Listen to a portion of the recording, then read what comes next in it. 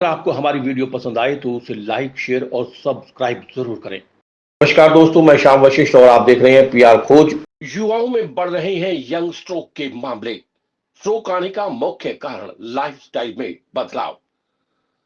Stroke के मामलों में शुरुआती लक्षणों को समझना और इसके लेटेस्ट इलाज से जुड़ी जानकारियां लोगों तक पहुंचाने के मकसद से Max super speciality hospital Shalimar Bagh ने पत्रकार वार्ता को संबोधित किया। डॉक्टर के जिंदल और डॉक्टर शैलेश जैन ने पत्रकार वार्ता को संबोधित करते हुए कहा कि स्ट्रोक पड़ने के बाद इसके लक्षणों को सही वक्त पर समझना और फिर किसी अस्पताल में टाइम पर पहुंचने से स्ट्रोक के मरीज के लिए पूरी तस्वीर बदल सकते हैं। उन्होंने कहा कि पहले हम इसे ओल्ड एज की बीमारी मानते थे, आजकल यंग स्ट्रोक 40 से 45 से कम आयु के लोगों में पाया जाता है। इसका मुख्य कारण है कि लोगों की लाइफस्टाइल बदल गई है। आजकल के बच्चे नशा करते हैं, जिस कारण यह बीमारी युवाओं में बढ़ रही है। उन्होंने कहा कि इससे बचने के लिए योग, व्यायाम करें और अपने शरीर को स्वस्थ रखें। अपने खान पान का ध्यान रखने के साथ साथ स्वास्थ्य का पूरा ध्यान रखना जरूरी है। उन्होंने स्ट्रोक के बारे में बताते हुए कहा कि स्ट्रोक के लक्षणों जैसे चेहरे में फर्क आना, बाहों में कमजोरी, बोलने में समस्या समझना बेहद जरूरी है। स्ट्रोक के मामले में 1 मिनट की भी देरी ब्रेन को नुकसान पहुंचाने का काम करती है। स्ट्रोक पड़ने के 6 घंटे के भीतर मरीज को अस्पताल पहुंचना चाहिए। इस टाइम को गोल्डन विंडो कहते हैं।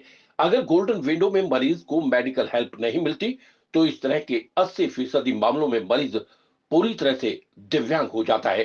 तो जैसा कि मैंने पहले बताया कि स्ट्रोक को पहले हम एक वृद्धावस्था की या ओल्ड एज की बीमारी मानते थे। आजकल यंग स्ट्रोक कहते हैं इसको, जो कि 40 या 45 साल की उम्र से कम में पाया जाता है।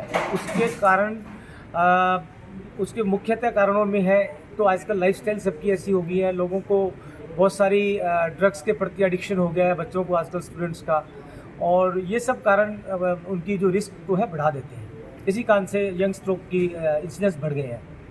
आज के लाइफस्टाइल में सेफ रखने के लिए हमें एक तो फिजिकल एक्टिविटी पे जोर देना चाहिए कि हम रोज़ाना कम से कम 1 घंटा हर व्यक्ति को अपनी फिजिकल एक्टिविटी, पार्क में वॉक करें, योगा करें, प्राणायाम करें, अपनी डाइटरी हैबिट्स को ठीक रखें और अपना लाइफ को जितना डिस्ट्रेस कर सकते हैं। काम तो देखो सबने करना है, बट काम करते करते हमें अपने आप को डिस्ट्रेस रखना भी आना चाहिए और इन चीज़ों को ध्यान में रखते हुए चलें तो स्ट्रोक की रिस्क को मिनिमाइज़ किया जा सकता है।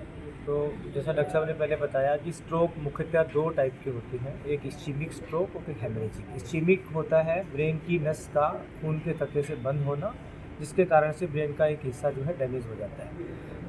80 से 85% स्ट्रोक जो है वो इस्चीमिक ही होते हैं। 15% स्ट्रोक जो होते हैं जिनको हम ब्रेन हेमरेज कहते हैं, दिमाग की नस का फटना कहते हैं। तो आज हम जो बात कर रहे हैं, जो कि जिसको प्रिवेंट किया जा सकता है, जैसे जिसका ट्रीटमेंट किया जा सकता है, वो इस्चीमिक स्ट्रोक है, जिसके बारे में कि लोगों को अवेयरनेस बहुत कम है।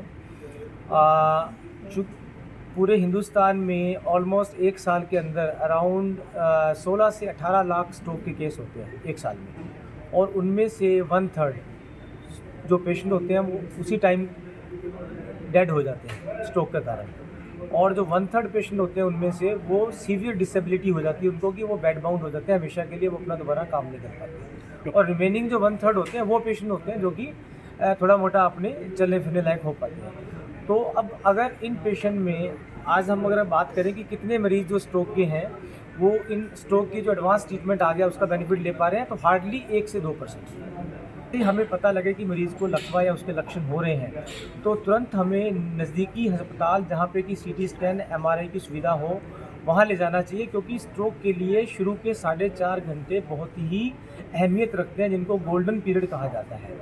उसमें एक लकवे का अपन इंजेक्शन लगाते हैं जिसको थ्रोम्बोलाइटिक थेरेपी कहते हैं। उसके अलावा डॉक्टर साहब ने, डॉक्टर शैलेश जैन ने मैकेनिकल थ्रोम्बोक्टोमी के बारे में बताया, उसका भी एक ऑप्शन रहता है हमारे पास। अगर किसी मरीज़ की नस को हमने इंजेक्शन लगाया उसके बावजूद भी नहीं खुली तो हमारे पास मैकेनिकल थ्रोम्बोक्टोमी का ऑप्शन है, जिसको हम पहले 6 घंटे तक करते थे, आजकल 12, 16 एवं 24 घंटे तक भी हम मैकेनिकल थ्रोम्बोक्टोमी करके मरीज़ की लाइफ को बचा सकते हैं। ये स्ट्रोक मैं इसके माध्यम से ये कहना चाहता हूँ, ये स्ट्रोक एक ऐसी बीमारी है, अगर इसका टाइम पे इलाज करा जाए तो ये पूरी तरीके से ठीक करी जा सकती है। जो नॉर्मल साधारणतः हमने सुना है कि पैरालिसिस होने से पूरे ज़िंदगी भर के लिए आदमी लकवा में ग्रस्त रहता है, अगर हम टाइमली इसका पहचाने, लक्षण पहचाने और टाइमली इसका ऑपरेशन या हॉस्पिटल पहुँचे जहाँ पे इसका टाइमली डायग्नोस हो जाए तो इसका ट्रीटमेंट करा जा सकता है, जो पहले संभव नहीं था। आज के टाइम पे हम इसको आईवी थ्रोम्बोलिसिस और साथ में मैकेनिकल थ्रोम्बेक्टोमी के ज़रिए ये ट्रीटमेंट करा जा सकता है। इसके लक्षण में हम बोलते हैं जैसे हमारा फेस का तिरछापन, चेहरे का तिरछापन हो गया, एक हाथ पैर में हमारी कोई वीकनेस आ गई या सुनपन आ गया, या हमारे आँखों की रोशनी में कोई फ़र्क पड़ा है, या हमारे चलने फिरने में बैलेंसिंग में गड़बड़ हो गई है, या बोलने में तुतलाहटपन या बोल नहीं पा रहे हैं। ये लक्षण ऐसे होते हैं जिससे हम ये समझ सकते हैं कि ये स्ट्रोक हुआ है, या पेशेंट सुध-बुध खो दे, मतलब लॉस ऑफ कॉन्शियसनेस बोलते हैं जैसे, तो ये भी एक लक्षण स्ट्रोक का हो सकता है। बचाव के लिए आपको अपना हर वक्त अपना, अगर आप डायबिटिक, हाइपरटेंसिव या कार्डियक के पेशेंट्स हैं तो आप उसके लिए पहले प्रॉपरली अपना रेगुलर चेकअप करें। अगर ये कंट्रोल में नहीं है, इनको कंट्रोल करें। ये रिस्क फैक्टर्स ऐसे बोले जाते हैं कि जिनको हम मॉडिफाई कर सकते हैं, जिनको कंट्रोल करा जा सकता है। इन चीज़ों से आप अपना प्रिवेंशन कर सकते हैं स्ट्रोक के लिए। पीआर खोज के लिए रणबीर हुइला के साथ श्याम वशिष्ठ।